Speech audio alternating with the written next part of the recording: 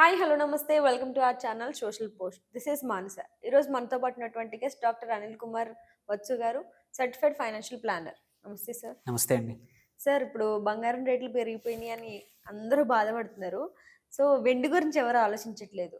So బంగారం ఎలాగో మనకి నెక్స్ట్ స్టెప్ వెండే కదా. అవును. సో ఇప్పుడు బంగారం రేట్లు ఇలా పెరుగుతూ ఉంటే ముందు ముందు వెండి రేట్ల పరిస్థితి అంటే ఏం చెప్తారు దాని గురించి? అవి ఎలా ఉండబోతాయి? అవి కూడా ఇంతేనా ఇంకా? వెండి కూడా అలాగే పెరుగుతోంది. ఇప్పుడు మనం చూసుకుంటే లాస్ట్ 1 ఆర్ 2 ఇయర్స్‌లో వెండి కూడా బంగారం దగ్గర దగ్గర బంగారంతో పాటు పెరుగుతుంది. హ్మ్. సో ఇప్పుడు ఇవాళ కూడా ఇప్పుడు 1,10,000 దాటింది వెండి కిలో.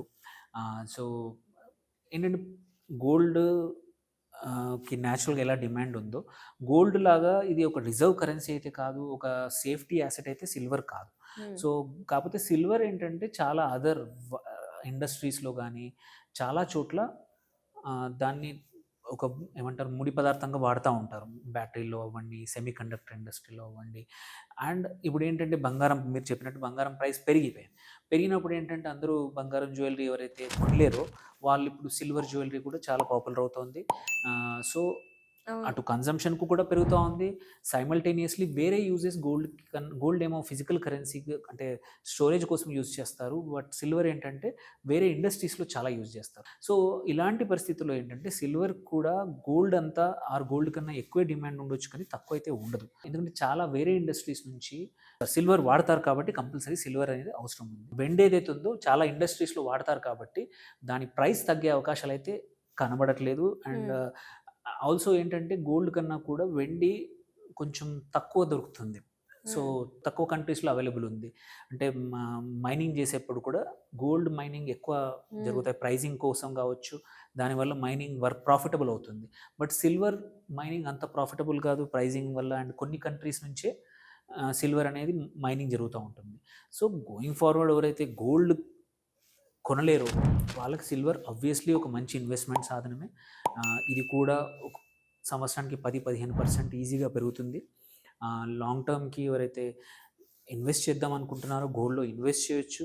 గోల్డ్ వాడేవాళ్ళు వాళ్ళకెట్లాగూ ఇంకా ఆప్షన్ లేదు. గోల్డ్ ఎలా పెరుగుతుందో సిల్వర్ కూడా అలాగే పెరుగుతుంది.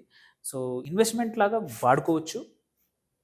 కాకపోతే ఏంటంటే గోల్డ్ లాగా అనిశ్చితి ఉండకపోవచ్చు. వోలటిలిటీ అంతగా ఉండకపోవచ్చు.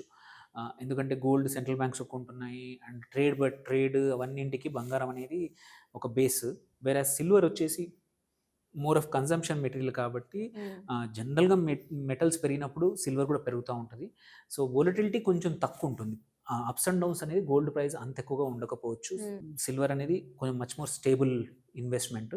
సో, చేయొచ్చు, ఇన్వెస్ట్ చేసుకోవచ్చు. And it is good time. ఈ సంవత్సరం ఇంకా పెరిగే అవకాశం ఉంది. సిల్వర్ కూడా వెండి ధరలు ఇంకా పెరిగే అవకాశాలు ఉన్నాయి. అన్నీ పెరిగే అవకాశాలే. తగ్గే అవకాశాలు ఎక్కడ కనబడట్లేదు.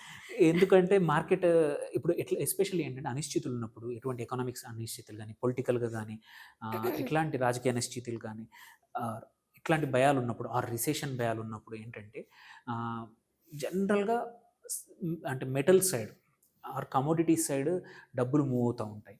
ఇప్పుడు ఈక్విటీ మార్కెట్స్ నుంచి బాండ్ మార్కెట్స్ నుంచి ఇటువైపు మూవ్ అవ్వడం అనేది నార్మల్ అనమాట. హ్మ్. సో, కొంచెం క్యాపిటల్ అనేది కంపల్సరీ సిల్వర్ వైపు గోల్డ్ వైపు వస్తా ఉంది. కాకపోతే ఒకటి ఇంపార్టెంట్ ఏందంటే పెట్టుబడి చేసేప్పుడు ఆహ్, జనరల్‌గా మనం చెప్పేదేంటి మొత్తం ఒక చోట పెట్టకూడదు. అన్నీ ఈక్విటీ స్టాక్ మార్కెట్‌లో కానీ, అన్నీ ఎఫ్‌డీస్‌లో బాండ్ మార్కెట్‌లో కానీ, అంతా డబ్బులు తీసుకెళ్ళి రియల్ ఎస్టేట్‌లో కానీ, మొత్తం తీసుకెళ్ళి బంగారం అని అంటే చాలామంది ఏంటంటే ఇన్వెస్టింగ్ అంటాం.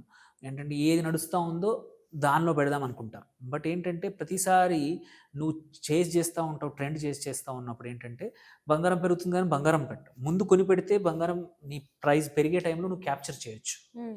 కానీ ఏంటంటే పెరిగినప్పుడు ఎంటర్ అయ్యే వాళ్ళు చాలామంది ఉంటారు. సపోజ్ స్టాక్ మార్కెట్ సడెన్‌గా రైజ్ అవుతోంది, పెరుగుతా ఉంది. సడెన్‌గా అప్పుడొచ్చి పెడతారు. సో, యూ ఆర్ ఆల్వేస్ అంటే మార్కెట్‌లో ఏది ట్రెండ్ అవుతుందో అక్కడొచ్చి ఇన్వెస్ట్ చేయడం వల్ల మన ఇన్వెస్ట్‌మెంట్ ఎప్పుడు గ్రో అవ్వదు. మనం హ్మ్. ఎప్పుడు మార్కెట్‌లో హై ఉన్నప్పుడే ఎంటర్ అవుతా ఉంటాం. సో, అలా కాకుండా ఎవరైతే అందుకే మన పోర్ట్‌ఫోలియోలో ఎప్పుడు కూడా కొంచెం పర్సెంటేజ్ రియల్ ఎస్టేట్, కొంచెం ఈక్విటీ, కొంచెం ఆహ్, మెటల్స్ బంగారం కానీ, వెండి కానీ పెట్టుకోవాలి. జనరల్‌గా ఏంటంటే బంగారం ఒక 10% నీ పోర్ట్‌ఫోలియో నీ మొత్తం ఇన్వెస్ట్‌మెంట్స్ అన్నీ ఒక 50,00,000 ఉన్నాయనుకోండి. ఒక 5,00,000 బంగారం మీద పెట్టండి. ఒక 3, 4 లక్షలు సిల్వర్ మీద పెట్టండి. సిల్వర్. అంతే తప్ప మొత్తానికి ఇప్పుడు మార్కెట్ ఇప్పుడు రీసెంట్‌గా అంటే ఒక 1,00,000 అటు ఇటు కింద ఆ! అంతే. ఏంటంటే 5-10% Hmm. మెటల్స్ మీద ఫోకస్ పెడితే, పోర్ట్ఫోలియో పెడితే ఏంటంటే, ఎప్పుడు కూడా మనం చూసుకుంటే ఒక 10, 20, 30 ఇయర్స్ చూసుకుంటే ఒక 1 ఆర్ 2 ఇయర్స్ ఒక అసెట్ మంచిగా పర్ఫార్మ్ చేస్తుంది. ఇప్పుడు గోల్డ్ రిటర్న్స్ బాగా ఇచ్చింది 1.5, 2 ఇయర్స్ నుంచి అని చెప్పి నెక్స్ట్ 5 ఏళ్ళు అదే ఇస్తదంటే లేదు. Hmm. మొత్తం పరిస్థితులు మారిపోవచ్చు. ఒకేసారి సపోజ్ యూఎస్‌లో ఇంట్రెస్ట్ రేట్స్ తగ్గిపోయాయి అనుకోండి. ఎందుకంటే అది అవకాశం ఉంది. ట్రంప్ ఆల్రెడీ వాళ్ళ ఫెడరల్ రిజర్వ్ ఎవరైతే ఉన్నారో ఆయన మీద మొన్న మీరు కంపల్సరీ నువ్వు ఇంట్రెస్ట్ రేట్స్ తగ్గించాల్సిందే అని ప్రెషర్ పెడతా ఉన్నాడనమాట. నిజంగానే జరిగిందనుకోండి సడెన్‌గా అక్కడి నుంచి మార్కెట్ నుంచి యూఎస్ మార్కెట్ నుంచి ఇన్వెస్ట్‌మెంట్స్ ఇండియా లాంటి స్టేబుల్ మార్కెట్ రావచ్చు. అలాంటప్పుడు మన ఈక్విటీ మార్కెట్ ఇవాళ మనం చూస్తున్నాము 24,000 ఆల్రెడీ దాటింది ఇవాళ మళ్ళీ. మన Hmm. ఒక లాస్ట్ మంత్ కన్నా ఆల్రెడీ స్టాక్ మార్కెట్ వండర్‌ఫుల్‌గా పెర్ఫార్మ్ చేస్తుంది. లాస్ట్ 1 మంత్ నుంచి ప్రాబబ్లీ ఇట్లాంటి పరిస్థితి జరిగిందనుకో, అక్కడ ఇంట్రెస్ట్ రేట్స్ పడిపోతే సడెన్‌గా మనది మళ్ళీ 26, 27,000 పెరిగే అవకాశం ఉంది. సడెన్‌గా ఇన్ని రోజులు గోల్డ్ అన్నది అందరూ మళ్ళీ స్టాక్ మార్కెట్ మాట్లాడతారు. సో, అందుకే పోర్ట్‌ఫోలియోలో ఎప్పుడు కూడా ఏది కూడా ఒకవైపు మొత్తం హెవీగా పెట్టొద్దు. డైవర్సిఫై చేసుకోవడం అనేది వెరీ ఇంపార్టెంట్. గోల్డ్‌తో నింపొద్దు, ఆర్ రియల్ ఎస్టేట్‌తో నింపొద్దు, ఆర్ ఈక్విటీతో నింపొద్దు. మనం రూ. 100 మన దగ్గర ఉంటే ఒక 10, 15 వరకే సిల్వర్, గోల్డ్‌లో పెట్టి, ఒక 30-40% రియల్ ఎస్టేట్‌లో పెట్టుకొని, ఒక 30-40% ఈక్విటీలో పెట్టుకొని, ఒక 20% ఎప్పుడైనా సేఫ్టీని కోసమని ఎఫ్‌డీలో పెట్టుకుంటే పోర్ట్‌ఫోలియో అనేది స్టేబుల్‌గా ఉంటుంది. మార్కెట్స్ హెచ్చుతగ్గుల్లో ఎప్పుడైనా సరే ఏదో ఒకటి కాపాడుతా ఉంది. సపోజ్ మనది అంతా గోల్డ్ ఉంటే గోల్డ్ పడిపోయిందనుకోండి, మన వాల్యూ పడిపోతుంది. అందుకోసమే పోర్ట్‌ఫోలియో అనేది డైవర్సిఫైడ్ ఉంటే ఎంత పెరిగినా, ఎంత నష్టం వచ్చినా మిగిలింది కాపాడుతుందనమాట. సో, అందుకే డైవర్సిఫికేషన్ వెరీ ఇంపార్టెంట్. ఈ హైప్ సడెన్‌గా బంగారం పెరుగుతుందనే హైప్‌లోకెళ్ళిపోయి మొత్తం మన దగ్గర ఉన్న స్టాక్స్ అన్నీ అమ్మేసి బంగారంలో పెట్టడం అనేది ఒక రాంగ్ డెసిషన్. ఫూలిష్‌నెస్సే తప్ప అంత హెవీగా కాన్సంట్రేట్ ఎప్పుడు పోర్ట్‌ఫోలియో చేయకూడదు.